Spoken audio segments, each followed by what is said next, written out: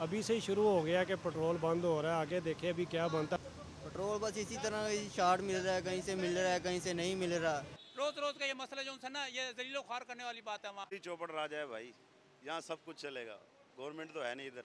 ये कोई तरीके कार नहीं है, ना पेट्रोल होता है ना कुछ। अभी मैं दफ्तर से आ रहा हूँ, वहाँ लाइट भी नहीं है सुबह से। मैं तो यहाँ सदर से फिर रहा हूँ, वहाँ तक इधर तक आया हूँ, पेट्रोल नहीं मिल रहा है। सस्ता तो हुआ है पेट्रोल, मजीद और सस्ता होना चाहिए ना, 10-15 रुपए। ये कोई इंसाफ भी ना हुई हमारे साथ, ना इंसाफ। ये कम से कम 5-10 रुपए कम हो तो हम कुछ गवर्नमेंट का हम शुक्रिया अदा करें। 1 रुपये तो कुछ भी नहीं होता हम गरीबों का। तो 1 रुपये से कुछ फ़र्क थोड़ी बनेगा, कम से कम 5 रुपये कम होने चाहिए। जी मैंने सुना है कि 1 रुपये पेट्रोल सस्ता हुआ है, मगर इससे कोई फ़ायदा नहीं है गरीब आदमी को।